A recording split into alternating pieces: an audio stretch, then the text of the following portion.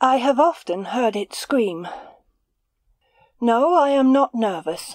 I am not imaginative, and I never believed in ghosts, unless that thing is one. Whatever it is, it hates me almost as much as it hated Luke Pratt, and it screams at me. If I were you, I would never tell ugly stories about ingenious ways of killing people, for you never can tell but that someone at the table may be tired of his or her nearest and dearest. I have always blamed myself for Mrs. Pratt's death, and I suppose I was responsible for it in a way, though heaven knows I never wished her anything but long life and happiness. If I had not told that story, she might be alive yet. That is why the thing screams at me, I fancy. She was a good little woman, with a sweet temper, all things considered, and a nice, gentle voice. But I remember hearing her shriek once, when she thought her little boy was killed by a pistol that went off, though everyone was sure that it was not loaded. It was the same scream, exactly the same, with a sort of rising quaver at the end. Do you know what I mean? Unmistakable. The truth is, I had not realized that the doctor and his wife were not on good terms. They used to bicker a bit now and then when I was here, and I often noticed that little Mrs. Pratt got very red and bit her lip hard to keep her temper, while Luke grew pale and said the most offensive things. He was that sort when he was in the nursery, I remember, and afterwards at school. He was my cousin, you know. That is how I came by this house. After he died, and his boy Charlie was killed in South Africa, there were no relations left. Yes, it's a pretty little property, just the sort of thing for an old sailor like me who has taken to gardening. One always remembers one's mistakes much more vividly than one's cleverest things, doesn't one? I've often noticed it. I was dining with the Pratts one night, when I told them the story that afterwards made so much difference. It was a wet night in November, and the sea was moaning. Hush! If you don't speak, you will hear it now. Do you hear the tide? Gloomy sound, isn't it? Sometimes, about this time of year— Hello, there it is. Don't be frightened, man. It won't eat you. It's only a noise after all. But I'm glad you've heard it, because there are always people who think it's the wind, or my imagination, or something. You won't hear it again tonight, I fancy, for it doesn't often come more than once. Yes, that's right. Put another stick on the fire, and a little more stuff into that weak mixture you're so fond of. Yes, it was on a night like this when I was at home for a spell, waiting to take the Olympia out on her first trip. It was on the next voyage that she broke the record, you remember, but that dates it. 92 was the year, early in November. The weather was dirty. Pratt was out of temper, and the dinner was bad. Very bad indeed, which didn't improve matters, and cold, which made it worse. The poor little lady was very unhappy about it, and insisted on making a Welsh rarebit on the table to counteract the raw turnips and the half-boiled mutton. Pratt must have had a hard day. Perhaps he had lost a patient. At all events, he was in a nasty temper. "My wife is trying to poison me, you see," he said. "She'll succeed some day." I saw that she was hurt, and I made believe to laugh, and said that Mrs. Pratt was much too clever to get rid of her husband in such a simple way, and then I began to tell them about Japanese tricks with spun glass and chopped horsehair, and the like. Pratt was a doctor, and knew a lot more than I did about such things, but that only put me on my mettle, and I told a story about a woman in Ireland who did for 3 husbands before anyone suspected foul play. Did you ever hear that tale? The 4th husband managed to keep awake and caught her, and she was hanged. How did she do it? She drugged them, and poured melted lead into their ears through a little horn funnel when they were asleep. No, that's the wind whistling. It's backing up to the southward again. I can tell by the sound. Besides, the other thing doesn't come more than once in an evening, even at this time of year, when it happened. Yes, it was in November. Poor Mrs. Pratt died suddenly in her bed not long after I dined here. I can fix the date because I got the news in New York by the steamer that followed the Olympia when I took her out on her first trip. You had the Leofric the same year? Yes, I remember. What a pair of old buffers we are coming to be, you and I. Nearly 50 years since we were apprentices together on the Clontarf. Take a little more with all that water. It's the old Hulstkamp I found in the cellar when this house came to me, the same I brought Luke from Amsterdam 25 years ago. He had never touched a drop of it. Perhaps he's sorry now, poor fellow. Where did I leave off? I told you that Mrs. Pratt died suddenly. Yes. Luke must have been lonely here after she was dead, I should think. I came to see him now and then, and he looked worn and nervous, and told me that his practice was growing too heavy for him, though he wouldn't take an assistant on any account. Years went on, and his son was killed in South Africa, and after that he began to be queer. There was something about him not like other people. I believe he kept his senses in his profession to the end. There was no complaint of his having made mad mistakes in cases, or anything of that sort. But he had a look about him. Luke was a red-headed man with a pale face when he was young, and he was never stout. In middle age he turned a sandy grey, and after his son died he grew thinner and thinner, till his head looked like a skull with parchment stretched over it very tight, and his eyes had a sort of glare in them that was very disagreeable to look at. He had an old dog that poor Mrs. Pratt had been fond of, and that used to follow her everywhere. He was a bulldog, and the sweetest-tempered beast you ever saw, though he had a way of hitching his upper lip behind one of his fangs that frightened strangers a good deal. Sometimes, of an evening, Pratt and Bumble, that was the dog's name, used to sit and look at each other a long time, thinking about old times, I suppose, when Luke's wife used to sit in that chair you've got. That was always her place, and this was the doctor's, where I'm sitting. Bumble used to climb up by the footstool. He was old and fat by that time, and could not jump much, and his teeth were getting shaky. He would look steadily at Luke, and Luke looked steadily at the dog, his face growing more and more like a skull with two little coals for eyes. And after about 5 minutes or so, though it may have been less, old Bumble would suddenly begin to shake all over, and all on a sudden he would set up an awful howl, as if he had been shot, and tumble out of the easy-chair and trot away, and hide himself under the sideboard, and lie there making odd noises. Considering Pratt's looks in those last months, the thing is not surprising, you know. I'm not nervous or imaginative, but I can quite believe he might have sent a sensitive woman into hysterics. His head looked so much like a skull in parchment. At last I came down one day before Christmas, when my ship was in dock and I had 3 weeks off. Bumble was not about, and I said casually that I supposed the old dog was dead. Yes, Pratt answered, and I thought there was something odd in his tone even before he went on after a little pause. I killed him, he said presently. I could stand it no longer. I asked what it was that Luke could not stand, though I guessed well enough. He had a way of sitting in her chair and glaring at me and then howling. Luke shivered a little. He didn't suffer at all, poor old Bumble. He went on in a hurry, as if he thought I might imagine he had been cruel. I put dionine into his drink to make him sleep soundly, and then I chloroformed him gradually so that he could not have felt suffocated even if he was dreaming. It's been quieter since then.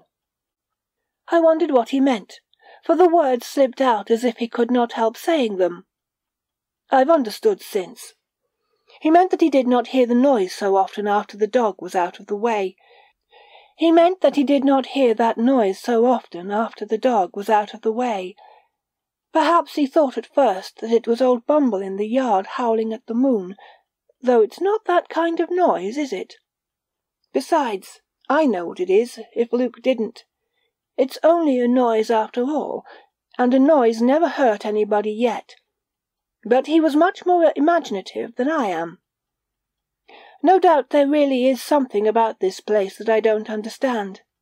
But when I don't understand a thing, I call it a phenomenon, and I don't take it for granted that it's going to kill me, as he did. I don't understand everything, by long odds, nor do you, nor does any man who has been to sea. We used to talk of tidal waves, for instance, and we could not account for them. Now we account for them by calling them submarine earthquakes, and we branch off into 50 theories, any one of which might make earthquakes quite comprehensible, if we only knew what they were. I fell in with one of them once, and the inkstand flew straight up from the table against the ceiling of my cabin. The same thing happened to Captain Lecky.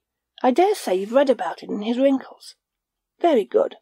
If that sort of thing took place ashore, in this room for instance, a nervous person would talk about spirits and levitation and 50 things that mean nothing, instead of just quietly setting it down as a phenomenon that has not been explained yet. My view of that voice, you see. Besides, what is there to prove that Luke killed his wife? I would not even suggest such a thing to anyone but you. After all, there was nothing but the coincidence that poor little Mrs. Pratt died suddenly in her bed a few days after I told that story at dinner. She was not the only woman who ever died like that. Luke got the doctor over from the next parish, and they agreed that she had died of something the matter with her heart. Why not? It's common enough. Of course, there was the ladle. I never told anybody about that, and it made me start when I found it in the cupboard in the bathroom. It was new, too, a little tinned iron ladle that had not been in the fire more than once or twice, and there was some lead in it that had been melted and stuck to the bottom of the bowl, all grey, with hardened dross on it. But that proves nothing. A country doctor is generally a handy man who does everything for himself, and Luke may have had a dozen reasons for melting a little lead in a ladle. He was fond of sea-fishing, for instance, and he may have cast a sinker for a night line. Perhaps it was a weight for the hall clock, or something like that. All the same, when I found it I had a rather queer sensation, because it looked so much like the thing I had described when I told them the story. Do you understand? It affected me unpleasantly, and I threw it away.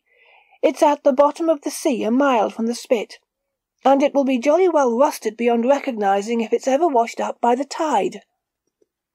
You see, Luke must have bought it in the village, years ago, for the man sells just such ladles still.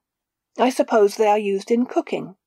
In any case, there was no reason why an inquisitive housemaid should find such a thing lying about, with lead in it, and wonder what it was, and perhaps talk to the maid who's heard me tell the story at dinner.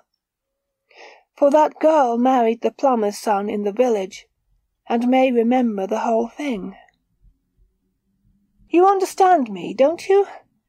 Now that Luke Pratt is dead and gone, and lies buried beside his wife, with an honest man's tombstone at his head, I should not care to stir up anything that could hurt his memory. They are both dead, and their son too. There was trouble enough about Luke's death as it was. How? He was found dead on the beach one morning, and there was a coroner's inquest. There were marks on his throat, but he had not been robbed.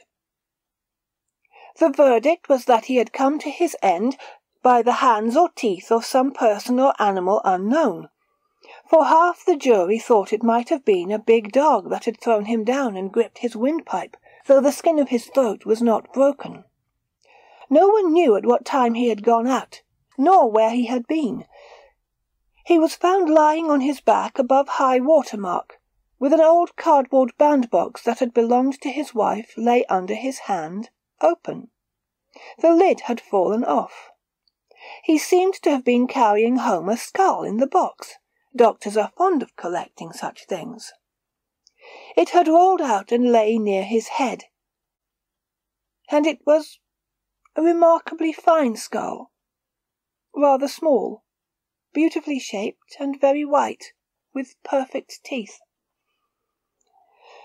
That is to say, the upper jaw was perfect, but there was no lower one at all when I first saw it. Yes, I found it here when I came. You see, it was very white and polished, like a thing meant to be kept under a glass case. And the people did not know where it came from, nor what to do with it, so they put it back into the bandbox and set it on the shelf of the cupboard in the best bedroom. And of course they showed it to me when I took possession. I was taken down to the beach, too, to be shown the place where Luke was found, and the old fisherman explained just how he was lying, and the skull beside him. The only point he could not explain was why the skull had rolled up the sloping sand towards Luke's head, instead of rolling downhill to his feet. It did not seem odd to me at the time, but I have often thought of it since, for the place is rather steep. I'll take you there tomorrow if you like. I made a sort of cairn of stones there afterwards. When he fell down, or was thrown down, whichever happened, the bandbox struck the sand and the lid came off and the thing came out and ought to have rolled down. But it didn't. It was close to his head, almost touching it, and turned with the face towards it. I say it didn't strike me as odd when the man told me, but I could not help thinking about it afterwards, again and again, till I saw a picture of it all when I closed my eyes. And then I began to ask myself why the plaguey thing had rolled up instead of down, and why it had stopped near Luke's head instead of anywhere else, a yard away, for instance. You naturally want to know what conclusion I reached, don't you? None that at all explained the rolling, at all events. But I got something else into my head after a time, that made me feel downright uncomfortable. Oh, I don't mean as to anything supernatural. There may be ghosts, or there may not be. If they are, I'm not inclined to believe that they can hurt living people except by frightening them. And for my part, I would rather face any shape of a ghost than a fog in the Channel when it's crowded. No. What bothered me was just a foolish idea, that's all, and I cannot tell how it began, nor what made it grow till it turned into a certainty. I was thinking about Luke and his poor wife one evening over my pipe and a dull book, when it occurred to me that the skull might possibly be hers, and I have never got rid of the thought since. You'll tell me there's no sense in it, no doubt, that Mrs. Pratt was buried like a Christian and is lying in the churchyard where they put her, and it's perfectly monstrous to suppose her husband kept her skull in her old bandbox in his bedroom. All the same, in the face of reason and common sense and probability, I'm convinced that he did. Doctors do all sorts of queer things that would make men like you and me feel creepy. And those are just the things that don't seem probable, nor logical, nor sensible to us. Then, don't you see, if it really was her skull, poor woman, the only way of accounting for his having it is that he really killed her, and did it in that way, as the woman killed her husbands in the story, and that he was afraid there might be an examination some day which would betray him. You see, I told that too, and I believe it had really happened some 50 or 60 years ago. They dug up the 3 skulls, you know, and there was a small lump of lead rattling about in each one. That was what hanged the woman. Luke remembered that, I'm sure. I don't want to know what he did when he thought of it, My taste never ran in the direction of horrors. And I don't fancy you care for them either, do you? No. If you did, you might supply what is wanting to the story. It must have been rather grim, eh? I wish I did not see the whole thing so distinctly, just as everything must have happened. He took it the night before she was buried, I'm sure, after the coffin had been shut and when the servant girl was asleep. I would bet anything that when he'd got it he put something under the sheet in its place, to fill up and look like it. What do you suppose he put there, under the sheet? I don't wonder you take me up on what I'm saying. First I tell you that I don't want to know what happened, and that I hate to think about horrors, and then I describe the whole thing to you as if I had seen it.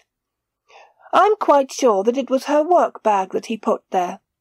I remember the bag very well, for she always used it of an evening. It was made of brown plush, and when it was stuffed full it was about the size of— You understand? Yes, there I am at it again. You may laugh at me, but you don't live here alone, where it was done, and you didn't tell Luke the story about the melted lead. I'm not nervous, I tell you, but sometimes I begin to feel that I understand why some people are. I dwell on all this when I'm alone, and I dream of it, and when that thing screams— Well, frankly, I don't like the noise any more than you do, though I should be used to it by this time. I ought not to be nervous. I've sailed in a haunted ship. There was a man in the top, and 2/3 of the crew died of the West Coast fever inside of 10 days after we anchored. But I was all right, then and afterwards. I have seen some ugly sights, too, just as you have, and all the rest of us. But nothing ever stuck in my head in the way this does. You see, I've tried to get rid of the thing, but it doesn't like that. It wants to be there in its place, in Mrs. Pratt's bandbox in the cupboard in the best bedroom. It's not happy anywhere else. How do I know that? Because I've tried it. You don't suppose that I've not tried, do you? As long as it's there it only screams now and then, generally at this time of year. But if I put it out of the house it goes on all night, and no servant will stay here 24 hours. As it is, I've often been left alone and have been obliged to shift for myself for a fortnight at a time. No one from the village would ever pass a night under the roof now. And as for selling the place, or even letting it, that's out of the question. The old women say that if I stay here, I shall come to a bad end myself before long. I'm not afraid of that. You smile at the mere idea that anyone could take such nonsense seriously. Quite right. It's utterly blatant nonsense, I agree with you. Didn't I tell you that it's only a noise after all, when you started and looked round as if you expected to see a ghost standing behind your chair? I may be all wrong about the skull, and I like to think that I am, when I can. It may be just a fine specimen which Luke got somewhere long ago, and what rattles about inside when you shake it may be nothing but a pebble, or a bit of hard clay, or anything. Skulls that have lain long in the ground generally have something inside them that rattles, don't they? No, I've never tried to get it out, whatever it is. I'm afraid it might be lead, don't you see? And if it is, I don't want to know the fact, for I'd much rather not be sure. If it really is lead, I killed her quite as much as if I had done the deed myself. Anybody must see that, I should think. As long as I don't know for certain, I have the consolation of saying that it's all utterly ridiculous nonsense, that Mrs. Pratt died a natural death, and that the beautiful skull belonged to Luke when he was a student in London. But if I were quite sure, I believe I should have to leave the house. Indeed I do, most certainly. As it is, I had to give up trying to sleep in the best bedroom where the cupboard is. You ask me why I don't throw it into the pond. Yes, but please don't call it a confounded bugbear. It doesn't like being called names. There! Lord, what a shriek! I told you so. You're quite pale, ma'am. Fill up your pipe and draw your chair nearer to the fire and take some more drink. Old Holland's never hurt anybody yet. I've seen a Dutchman in Java drink half a jug of Holtzkamp in a morning without turning a hair. I don't take much rum myself, because it doesn't agree with my rheumatism. But you are not rheumatic, and it won't damage you. Besides, it's a very damp night outside. The wind is howling again, and it will soon be in the southwest. Do you hear how the windows rattle? The tide must have turned too, by the moaning. We should not have heard the thing again if you had not said that. I'm pretty sure we should not. Oh yes, if you choose to describe it as a coincidence, you are quite welcome, but I would rather that you should not call the thing names again, if you don't mind. It may be that the poor little woman hears, and perhaps it hurts her, don't you know? Ghosts? No. You don't call anything a ghost that you can take in your hands and look at in broad daylight, and that rattles when you shake it, do you now? But it's something that hears and understands. There's no doubt about that. I tried sleeping in the best bedroom when I first came to the house, just because it was the best and most comfortable, but I had to give it up. It was their room, and there's the big bed she died in, and the cupboard is in the thickness of the wall, near the head, on the left. That's where it likes to be kept, in its bandbox.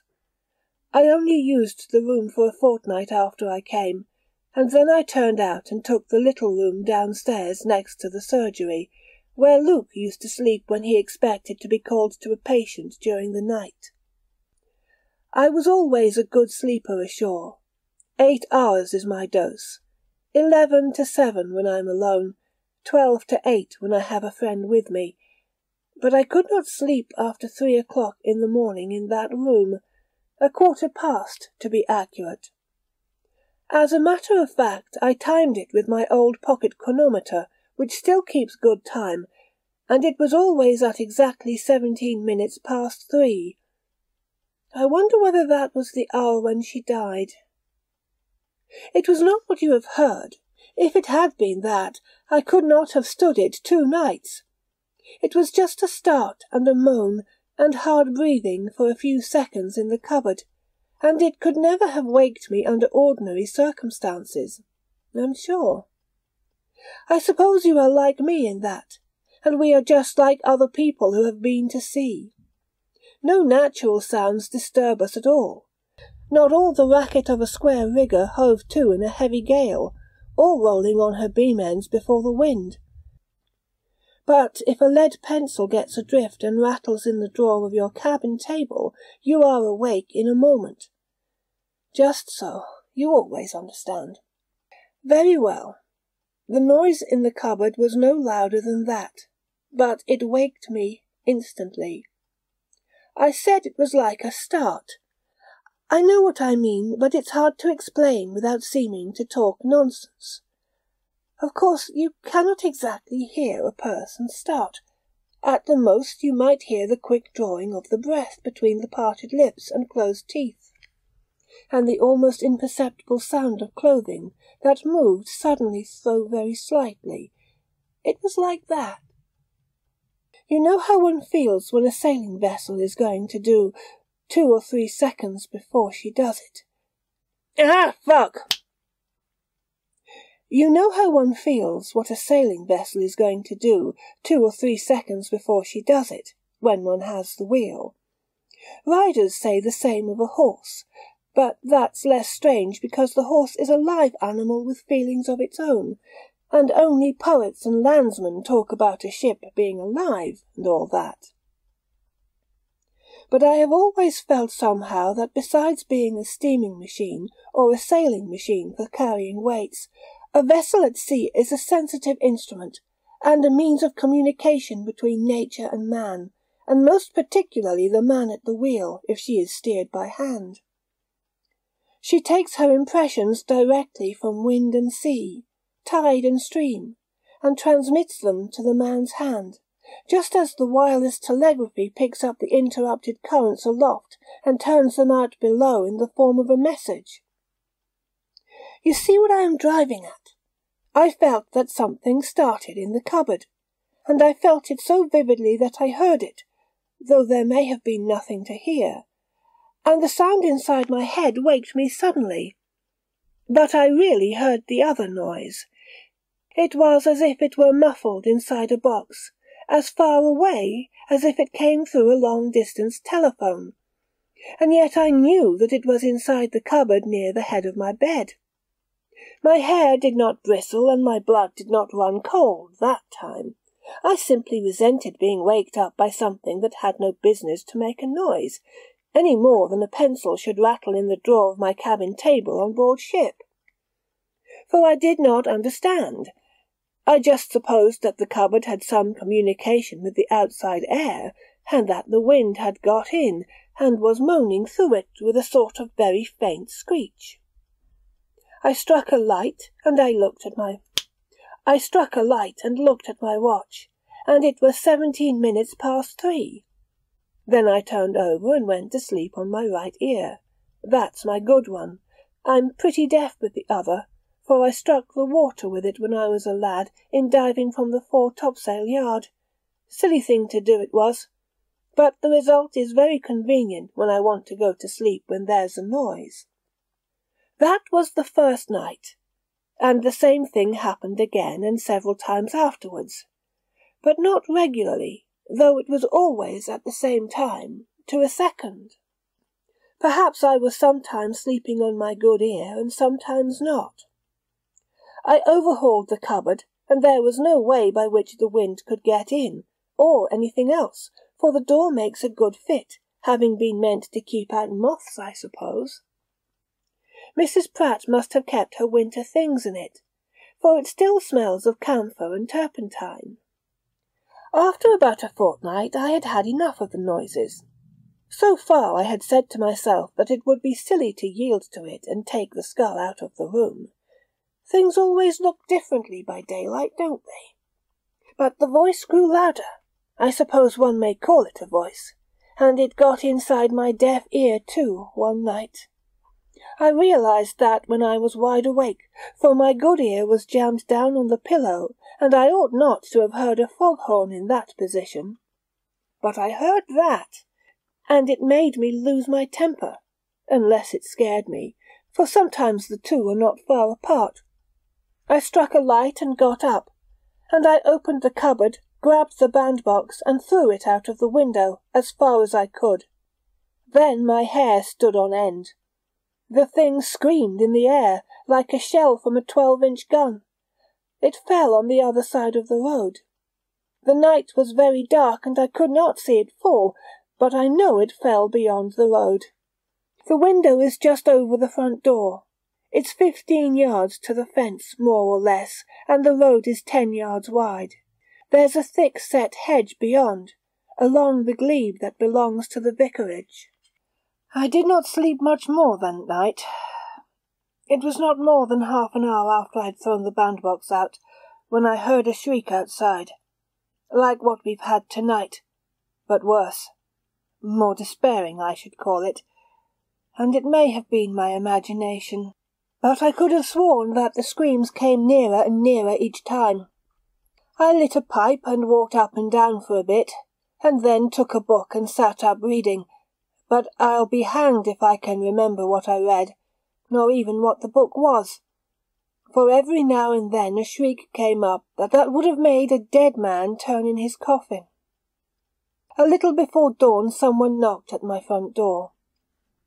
There was no mistaking that for anything else, and I opened my window and looked down, for I guessed that someone wanted the doctor, supposing that the new man had taken Luke's house. It was rather a relief to hear a human knock after that awful noise. You cannot see the door from above, owing to the little porch. The knocking came again, and I called out, asking who was there, but no one answered, though the knock was repeated. I sang out again and said that the doctor did not live here any longer. There was no answer, but it occurred to me that it might be some old countryman who was stone deaf. So I took my candle and went down to open the door. Upon my word, I was not thinking of the thing yet, and I had almost forgotten the other noises. I went down convinced that I should find somebody outside on the doorstep with a message. I set the candle on the hall table so that the wind should not blow it out when I opened. While I was drawing the old-fashioned bolt, I heard the knocking again. It was not loud, but it had a queer, hollow sound. Now that I was close to it, I remember. But I certainly thought it was made by some person who wanted to get in. It wasn't. There was nobody there, but as I opened the door inward, standing a little on one side, so as to see out at once, something rolled across the threshold and stopped against my foot. I drew back as I felt it, for I knew what it was before I looked down. I cannot tell you how I knew, and it seemed unreasonable, for I am still quite sure that I had thrown it across the road. It's a French window that opens wide, and I got a good swing when I flung it out. Besides, when I went out early in the morning, I found the bandbox beyond the thick hedge. You may think it opened when I threw it, and that the skull dropped out. But that's impossible, for nobody could throw an empty cardboard box so far. It's out of the question. You might as well try to fling a ball of paper 25 yards, or a blown bird's egg. To go back, I shut and bolted the hall door, picked the thing up carefully and put it on the table beside the candle. I did that mechanically, as one instinctively does the right thing in danger without thinking at all, unless one does the opposite. It may seem odd, but I believed my first thought had been that somebody might come and find me there on the threshold while it was resting against my foot, lying a little on its side and turning one hollow eye up at my face, as if it meant to accuse me. And the light and shadow from the candle played in the hollows of the eyes as it stood on the table, so that they seemed to open and shut at me. Then the candle went out quite unexpectedly, though the door was fastened and there was not the least draught, and I used up at least 6 matches before it would burn again. I sat down rather suddenly, without quite knowing why. Probably I had been badly frightened, and perhaps you will admit there was no great shame in being scared. The thing had come home, and it wanted to go upstairs, back to its cupboard. I sat still and stared at it for a bit, till I began to feel very cold. Then I took it and carried it up and set it in its place. And I remember that I spoke to it, and promised that it should have its bandbox again in the morning. You want to know whether I stayed in the room till daybreak? Yes, but I kept a light burning, and sat up smoking and reading, most likely out of fright. Plain, undeniable fear, and you need not call it cowardice either, for that's not the same thing. I could not have stayed alone with that thing in the cupboard. I should have been scared to death, though I'm not more timid than other people. Confound it all, man, it had crossed the road alone, and had got up the doorstep, and had knocked to be let in. When the dawn came, I put on my boots and went out to find the bandbox. I had to go a good way round, by the gate near the high road, and I found the box open and hanging on the other side of the hedge. It had caught on the twigs by the string, and the lid had fallen off and was lying on the ground below it. That shows that it did not open till it was well over, and if it had not opened as soon as it left my hand, What was inside it must have gone beyond the road too. That's all. I took the box upstairs to the cupboard and put the skull back and locked it up. When the girl brought me my breakfast, she said she was sorry, but that she must go, and she did not care if she lost her month's wages. I looked at her, and her face was a sort of greenish, yellowish white. I pretended to be surprised, and asked what was the matter, but that was of no use, for she just turned on me and wanted to know whether I meant to stay in a haunted house, and how long I expected to live if I did. For though she noticed I was sometimes a little hard of hearing, she did not believe that even I could sleep through those screams again, and if I could, why had I been moving about the house and opening and shutting the front door between 3 and 4 in the morning? There was no answering that, since she had heard me, so off she went and I was left to myself. I went down to the village during the morning and found a woman who was willing to come and do the little work there is, and cook my dinner, on condition that she might go home every night. As for me, I moved downstairs that day, and I have never tried to sleep in the best bedroom since. After a little while I got a brace of middle-aged Scotch servants from London, and things were quiet enough for a long time. I began by telling them that the house was in a very exposed position, and that the wind whistled round it a good deal in the autumn and winter, which had given it a bad name in the village, the Cornish people being inclined to superstition and telling ghost stories. The 2 hard-faced, sandy-haired sisters almost smiled, and they answered with great contempt that they had no great opinion of any southern bogey whatever, having been in service in 2 English haunted houses, where they had never seen so much as the boy in grey, whom they reckoned no very particular rarity in Forfarshire. They stayed with me several months, and while they were in the house we had peace and quiet. One of them is here again now, but she went away with her sister within the year. This one, she was the cook, married the sexton who works in my garden. That's the way of it. It's a small village, and he has not much to do, and he knows enough about flowers to help me nicely, besides doing most of the hard work, for though I'm fond of exercise, I'm getting a little stiff in the hinges. He's a sober, silent sort of fellow, who minds his own business, and he was a widower when I came here. Treherne is his name, James Treherne.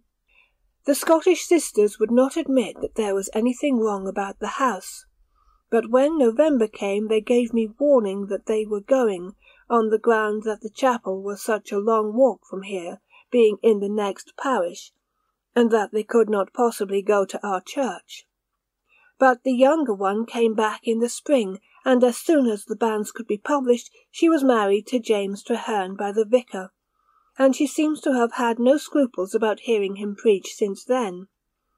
I'm quite satisfied, if she is. The couple live in a small cottage that looks over the churchyard. I suppose you are wondering what all this has to do with what I was talking about. I'm alone so much that when an old friend comes to see me, I sometimes go on talking just for the sake of hearing my own voice. But in this case there is really a connection of ideas. It was James Treherne who buried poor Mrs. Pratt, and her husband after, in the same grave, and it's not far from the back of his cottage. That's the connection in my mind, you see. It's plain enough. He knows something. I'm quite sure that he does, though he's such a reticent beggar. Yes, I'm alone in the house at night now, for Mrs. Treherne does everything herself, and when I have a friend, the sexton's niece comes in to wait on the table. He takes his wife home every evening in winter, but in summer, when there's light, she goes by herself. She's not a nervous woman, but she's less sure than she used to be that there are no bogies in England worth a Scotchwoman's notice. Isn't it amusing, the idea that Scotland has a monopoly of the supernatural? Odd sort of national pride, I call that, don't you? That's a good fire, isn't it? When driftwood gets started at last, there's nothing like it, I think. Yes, we get lots of it, for I'm sorry to say there are still a great many wrecks about here. It's a lonely coast, and you may have all the wood you want for the trouble of bringing it in. Traherne and I borrow a cart now and then and load it between here and the spit. I hate a coal fire when I can get wood of any sort. A log is company, even if it's only a piece of a deck beam or timber sawn off, and the salt in it makes pretty sparks. See how they fly, like Japanese hand fireworks. Upon my word, with an old friend and a good fire and a pipe, one forgets all about that thing upstairs, especially now that the wind has moderated. It's only a lull, though, and it will blow a gale before morning. You think you would like to see the skull? I've no objection. There's no reason why you shouldn't have a look at it, and you never saw a more perfect one in your life, except that there are 2 front teeth missing in the lower jaw. Oh, yes. I had not told you about the jaw yet. Traherne found it in the garden last spring when he was digging a pit for a new asparagus bed. You know we make asparagus beds 6 or 8 feet deep here. Yes, I had forgotten to tell you that. He was digging straight down, just as he digs a grave. If you want a good asparagus bed made, I advise you to get a sexton to make it for you. These fellows have a wonderful knack at that sort of digging. Traherne had got down about 3 feet when he cut into a mass of white lime in the side of the trench. He had noticed that the earth was a little looser there, though he says it had not been disturbed for a number of years. I suppose he thought that even old lime might not be good for asparagus, so he broke it out and threw it up. It was pretty hard, he says, in biggish lumps, and out of sheer force of habit he cracked the lumps with his spade as they lay outside the pit beside him. The jawbone of the skull dropped out of one of the pieces. He thinks he must have knocked out the 2 front teeth in breaking up the lime, but he did not see them anywhere. He's a very experienced man in such things, as you may imagine, and he said at once that the jaw had probably belonged to a young woman, and that the teeth had been complete when she died. He brought it to me and asked me if I wanted to keep it. If I did not, he said, he would drop it into the next grave he made in the churchyard, as he supposed it was a Christian jaw, and ought to have decent burial, wherever the rest of the body might be. I told him that doctors often put bones into quicklime to whiten them nicely, and that I supposed Dr. Pratt had once had a little lime pit in the garden for that purpose, and had forgotten the jaw. Traherne looked at me quietly. "Maybe it fitted that skull that used to be in the cupboard upstairs, sir," he said. "Maybe Dr. Pratt had put the skull into the lime to clean it or something, and when he took it out he left the lower jaw behind. There's some human hair sticking in the lime, sir." I saw there was, and that was what Traherne said. If he did not suspect something, why in the world should he have suggested that the jaw might fit the skull? Besides, it did. That's proof that he knows more than he cares to tell. Do you suppose he looked before she was buried? Or perhaps when he buried Luke in the same grave? Well, it's of no use to go over that, is it? I said I would keep the jaw with the skull, and I took it upstairs and fitted it into its place. There's not the slightest doubt about the 2 belonging together, and together they are. Traherne knows several things. We were talking about plastering the kitchen a while ago, and he happened to remember that it had not been done since the very week when Mrs. Pratt died. He did not say that the mason must have left some lime on the place, but he thought it, and that it was the very same lime he had found in the asparagus pit. He knows a lot. Traherne is one of your silent beggars who can put 2 and 2 together. That grave is very near the back of his cottage, too, and he's one of the quickest men with a spade I ever saw. If he wanted to know the truth, he could, and no one else would ever be the wiser unless he chose to tell.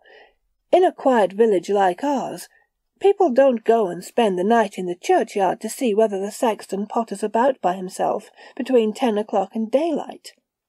What is awful to think of is Luke's deliberation. If he did it, his cool certainty that no one would find him out. Above all, his nerve, for that must have been extraordinary. I sometimes think it's bad enough to live in the place where it was done, if it really was done. I always put in the condition, you see, for the sake of his memory, and a little bit for my own sake too. I'll go upstairs and fetch the box in a minute. Let me light my pipe. There's no hurry. We had supper early, and it's only 9:30 o'clock. I never let a friend go to bed before 12, or with less than 3 glasses. You may have as many more as you like, but you shan't have less, for the sake of old times. It's breezing up again, do you hear? That was only a lull just now, and we're going to have a bad night.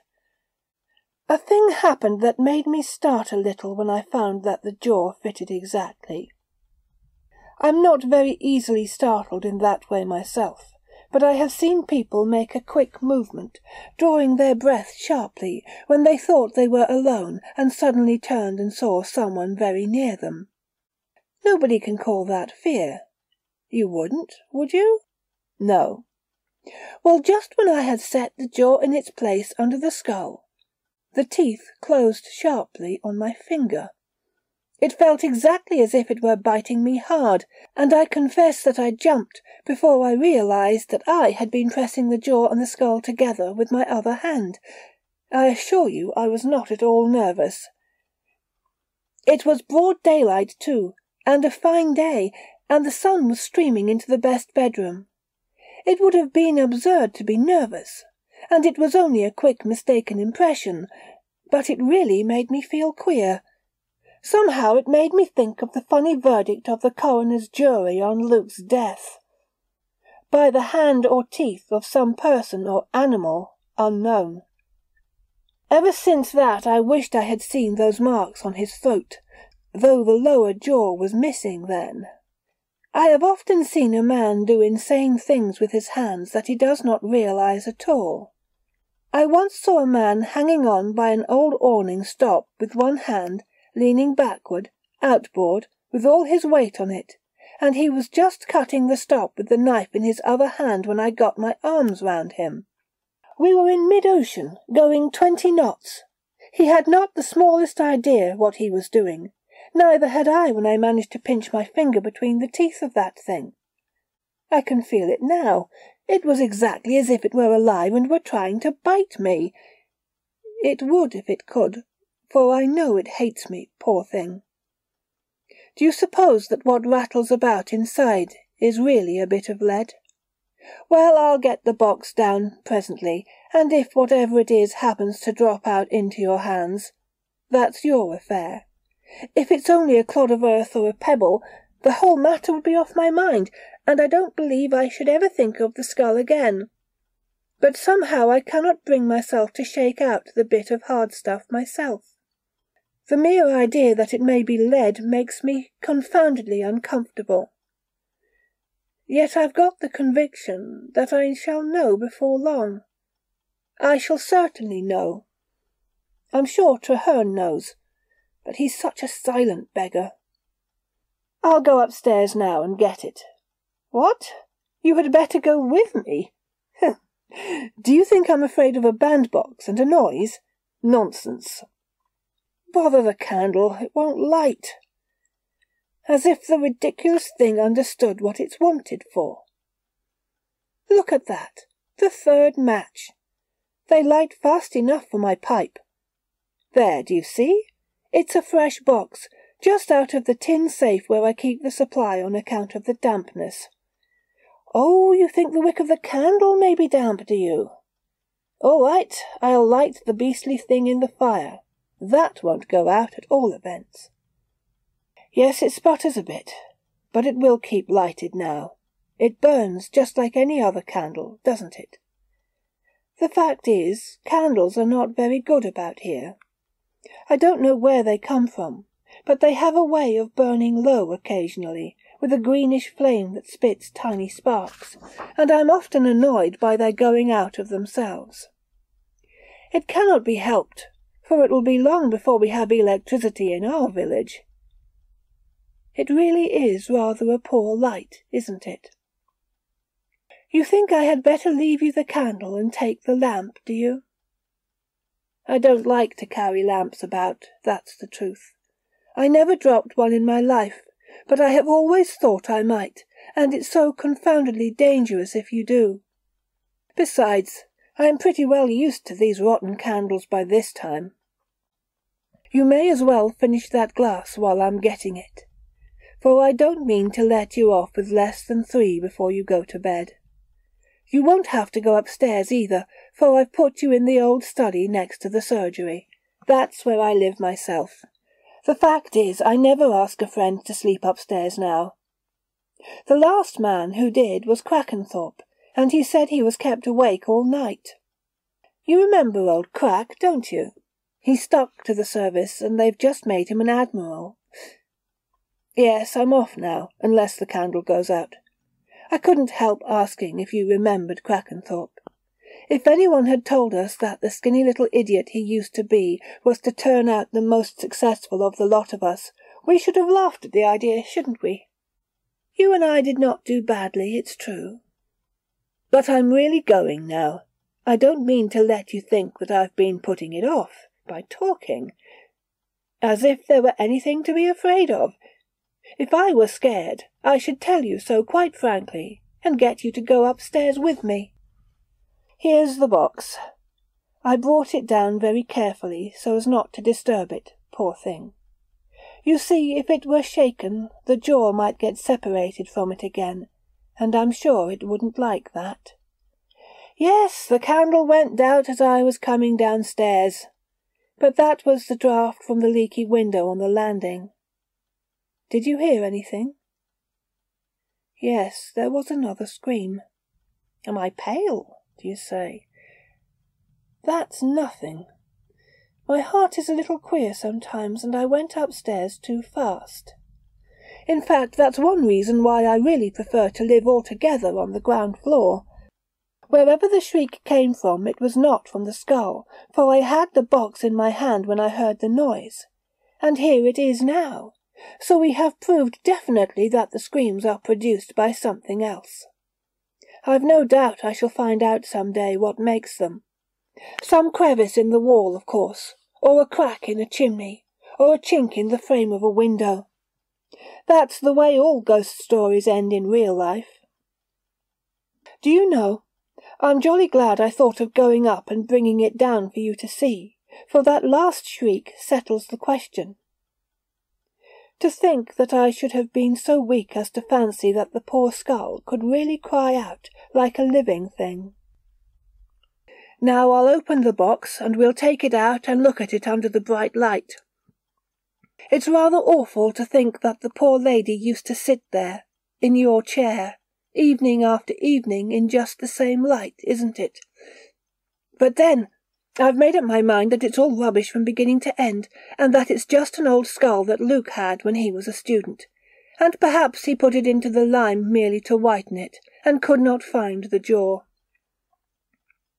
I made a seal on the string, you see, after I had put the jaw in its place, and I wrote on the cover. There's the old white label on it still, from the milliner's, addressed to Mrs. Pratt when the hat was sent to her. And as there was room, I wrote on the edge, "A skull, once the property of the late Luke Pratt, M.D." I don't quite know why I wrote that, unless it was with the idea of explaining how the thing happened to be in my possession. I cannot help wondering sometimes what sort of hat it was that came in the bandbox. What colour was it, do you think? Was it a gay spring hat with a bobbing feather and pretty ribbons? Strange that the very same box should hold the head that wore the finery. Perhaps.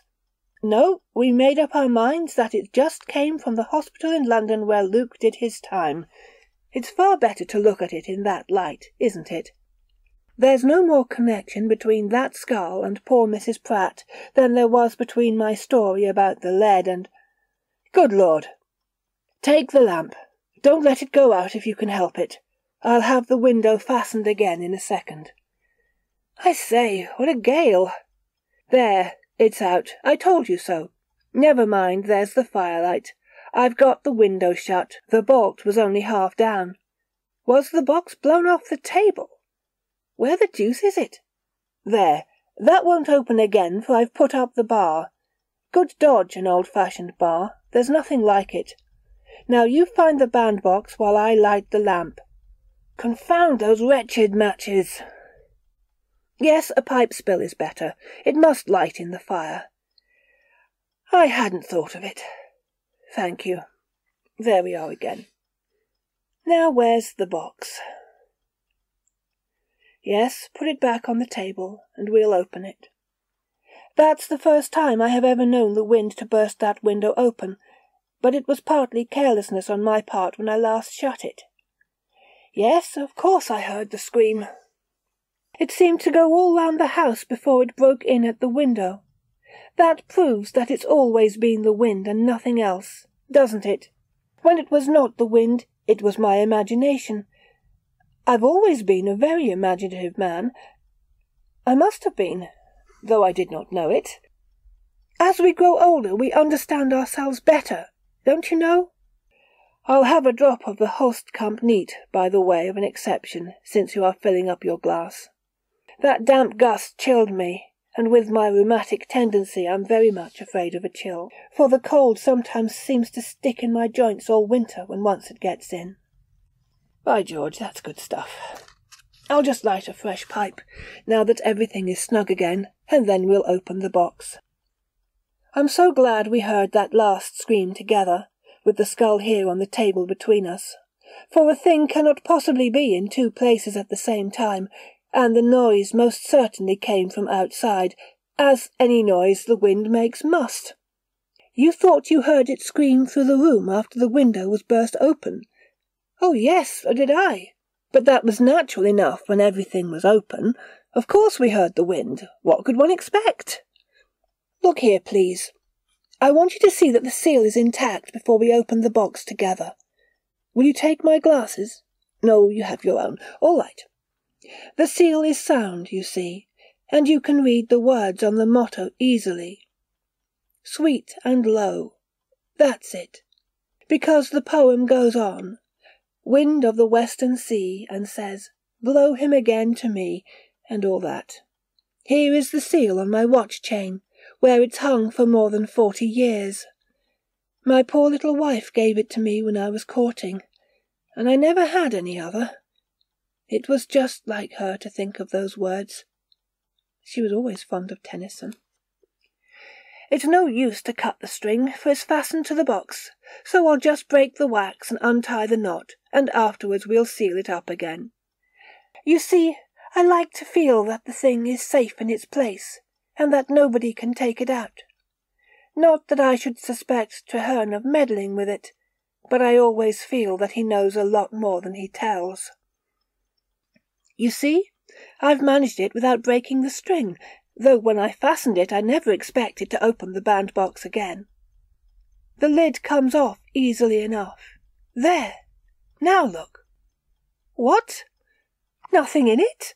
Empty? It's gone, man! The skull is gone! No, there's nothing the matter with me. I'm only trying to collect my thoughts. It's so strange. I'm positively certain that it was inside when I put on the seal last spring. I can't have imagined that. It's utterly impossible. If I ever took a stiff glass with a friend now and then, I would admit that I might have made some idiotic mistake when I had taken too much. But I don't, and I never did. A pint of ale at supper and half a go of rum at bedtime was the most I ever took in my good days.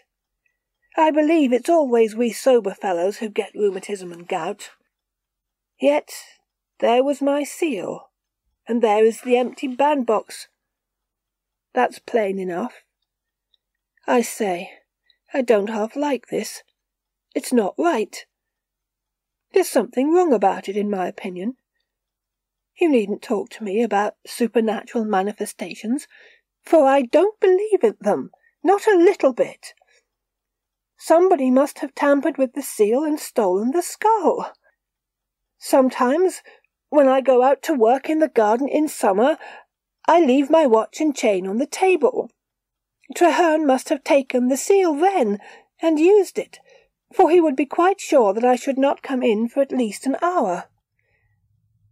If it was not Traherne— Oh, don't talk to me about the possibility that the thing has got out by itself. If it has, it must be somewhere about the house, in some out-of-the-way corner, waiting. We may come upon it anywhere, waiting for us, don't you know? Just waiting in the dark. Then it will scream at me. It will shriek at me in the dark, for it hates me, I tell you. The bandbox is quite empty. We are not dreaming, either of us. There, I turn it upside down. What's that? Something fell out as I turned it over. It's on the floor. It's near your feet. I know it is, and we must find it. Help me to find it, man. Have you got it? For God's sake, give it to me quickly. Lead. I knew it when I heard it fall. I knew it couldn't be anything else by the little thud it made on the hearth-rug. So it was lead after all. And Luke did it. I feel a little bit shaken up. Not exactly nervous, you know, but badly shaken up, that's the fact. Anybody would, I should think. After all, you cannot say it's fear of the thing, for I went up and brought it down. At least I believed I was bringing it down, and that's the same thing. And by George, rather than give in to such silly nonsense, I'll take the box upstairs again and put it back in its place. It's not that. It's the certainty that the poor little woman came to her end in that way, by my fault, because I told the story. That's what is so dreadful. Somehow I had always hoped that I should never be quite sure of it. But there is no doubting it now. Look at that. Look at it. That little lump of lead with no particular shape. Think of what it did, man. Doesn't it make you shiver? He gave her something to make her sleep, of course. But there must have been one moment of awful agony. Think of having boiling lead poured into your brain. Think of it. She was dead before she could scream, but only think of— Oh, there it is again. It's just outside. I know it's just outside. I can't keep it out of my head. Oh! Oh! You thought I had fainted. No, I wish I had, for it would have stopped sooner. It's all very well to say that it's only a noise, and that a noise never hurt anybody. You're as white as a shroud yourself. There's only one thing to be done if we hope to close an eye tonight. We must find it and put it back into its bandbox and shut it up in the cupboard where it likes to be. I don't know how it got out, but it wants to get in again. That's why it screams so awfully tonight. It was never so bad as this. Never since I first— Bury it? Yes. If we can find it, we'll bury it, if it takes all night. We'll bury it 6 feet deep and ram down the earth over it, so that it shall never get out again, and if it screams, we shall hardly hear it so deep down. Quick, we'll get the lantern and look for it. It cannot be far away. I'm sure it's just outside. It was coming in when I shut the window. I know it. Yes, you're quite right. I'm losing my senses, and I must get hold of myself. Don't speak to me for a minute or two. I'll sit quite still and keep my eyes shut and repeat something I know. That's the best way. add together the altitude, the latitude, and the polar distance, divide by 2 and subtract the altitude from the half-sum, then add the logarithm of the secant of the latitude, the cosecant of the polar distance, the cosine of the half-sum, and the sine of the half-sum minus the altitude. There. Don't say that I'm out of my senses, for my memory is all right, isn't it? Of course, you may say that it's mechanical, and that we never forget the things we learned when we were boys and have used almost every day for a lifetime. But that's the very point. When a man is going crazy, it's the mechanical part of his mind that gets out of order and won't work right. He remembers things that never happened, or he sees things that aren't real, or he hears noises when there is perfect silence. That's not what is the matter with either of us, is it? Come, we'll get the lantern and go round the house. It's not raining, only blowing like old boots, as we used to say.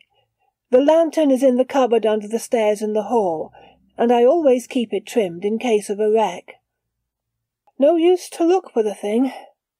I don't see how you can say that.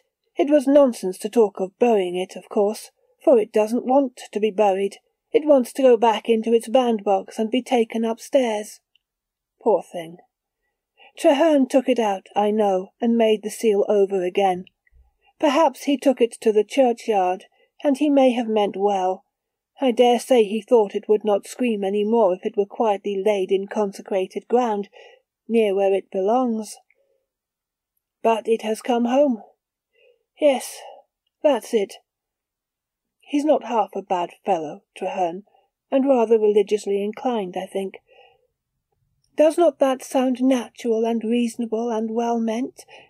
He supposed it screamed because it was not decently buried with the rest. But he was wrong. How should he know that it screams at me because it hates me, and because it's my fault that there was that little lump of lead in it? No use to look for it anyhow. Nonsense! I tell you it wants to be found. Hark! What's that knocking? Do you hear it? Knock, knock, knock. 3 times, then a pause, and then again. It has a hollow sound, hasn't it? It has come home. I've heard that knock before. It wants to come in and be taken upstairs in its box. It's at the front door. Will you come with me? We'll take it in. Yes, I own that I don't like to go alone and open the door. The thing will roll in and stop against my foot, just as it did before, and the light will go out. I'm a good deal shaken by finding that bit of lead, and besides, my heart isn't quite right. Too much strong tobacco, perhaps. Besides, I'm quite willing to own that I'm a bit nervous tonight, if I never was before in my life. That's right, come along. I'll take the box with me so as not to come back. Do you hear the knocking? It's not like any other knocking I ever heard. If you will hold this door open, I can find the lantern under the stairs by the light from this room without bringing the lamp into the hall. It would only go out.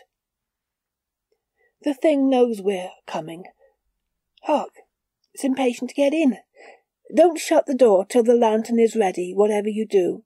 There will be the usual trouble with the matches, I suppose. No, the first one, by Jove. I tell you it wants to get in, so there's no trouble. All right, with that door now. Shut it, please. Now come and hold the lantern, for it's blowing so hard outside that I shall have to use both hands. That's it, hold the light low. Do you hear the knocking still? Here goes. I'll open just enough with my foot against the bottom of the door. Now! Catch it! It's only the wind that blows it across the floor, that's all. There's half a hurricane outside, I tell you. Have you got it? The bandbox is on the table. 1 minute, and I'll have the bar up. There. Why did you throw it into the box so roughly? It doesn't like that, you know. What did you say? Bitten your hand? Nonsense, man. You did just what I did. You pressed the jaws together with your other hand and pinched yourself. Let me see. You don't mean to say that you have drawn blood? You must have squeezed hard, by Jove, for the skin is certainly torn. I'll give you some carbolic solution for it before we go to bed, for they say a scratch from a skull's tooth may go bad and give trouble. Come inside again and let me see it by the lamp. I'll bring the bandbox. Never mind the lantern, it may just as well burn in the hall, for I shall need it presently when I go up the stairs. Yes, shut the door if you will, it makes it more cheerful and bright. Is your finger still bleeding? I'll get you the carbolic in an instant. Just let me see the thing. Ugh! There's a drop of blood on the upper jaw. It's on the eye tooth. Ghastly, isn't it? When I saw it running along the floor of the hall, the strength almost went out of my hands, and I felt my knees bending. Then I understood that it was the gale driving it over the smooth boards. You don't blame me? No, I should think not. We were boys together, and we've seen a thing or two, and we may just as well own to each other that we were both in a beastly funk when it slid across the floor at you. No wonder you pinched your finger picking it up. After that, if I did the same thing out of sheer nervousness, in broad daylight, with the sun streaming in on me. Strange that the jaw should stick to it so closely, isn't it? I suppose it's the dampness, for it shuts like a vice. I have wiped off the drop of blood, for it was not nice to look at.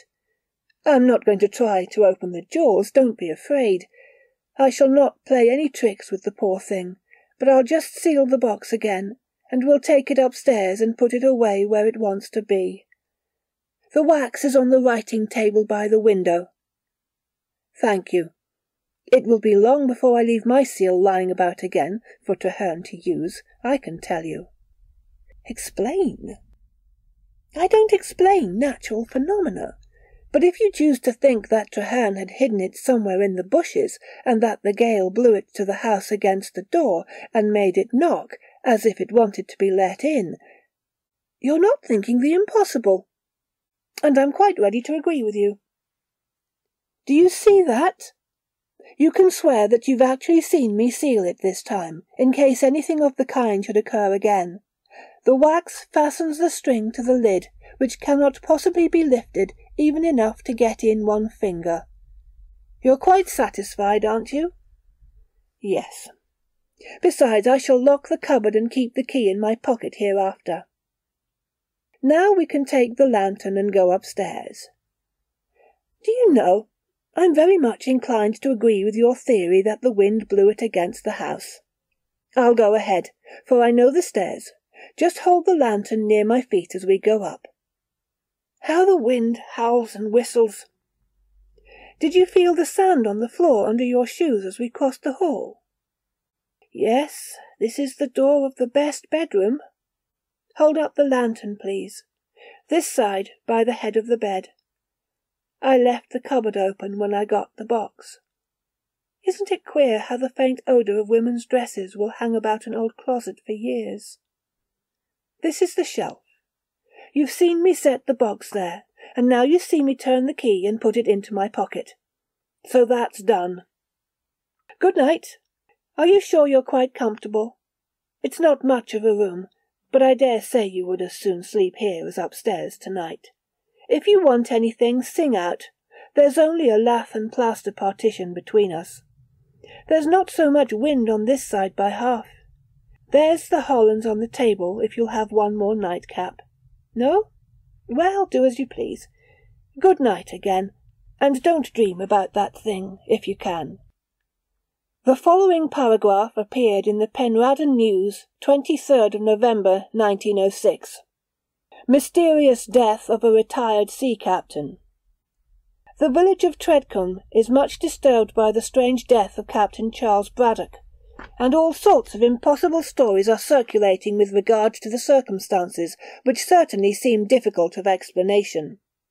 The retired captain, who had successfully commanded in his time the largest and fastest liners belonging to one of the principal transatlantic steamship companies, was found dead in his bed on Tuesday morning in his own cottage, a quarter of a mile from the village. An examination was made at once by the local practitioner, which revealed the horrible fact that the deceased had been bitten in the throat by a human assailant, with such amazing force as to crush the windpipe and cause death. The marks of the teeth of both jaws were so plainly visible on the skin that they could be counted, but the perpetrator of the deed had evidently lost the 2 lower middle incisors. It is hoped that this peculiarity may help to identify the murderer, who can only be a dangerous escaped maniac. The deceased, though over 65 years of age, is said to have been a hale man of considerable physical strength, and it is remarkable that no signs of any struggle were visible in the room, nor could it be ascertained how the murderer had entered the house. Warning has been sent to all the insane asylums in the United Kingdom, but as yet no information has been received regarding the escape of any dangerous patient. The coroner's jury returned the somewhat singular verdict that Captain Braddock came to his death by the hands or teeth of some person unknown. The local surgeon is said to have expressed privately the opinion that the maniac is a woman, a view he deduces from the small size of the jaws as shown by the marks of the teeth. The whole affair is shrouded in mystery. Captain Braddock was a widower and lived alone. He leaves no children. Author's note: students of ghost lore and haunted houses will find the foundation of the foregoing story in the legends about a skull which is still preserved in the farmhouse called Bettiscombe Manor, situated, I believe, on the Dorsetshire coast.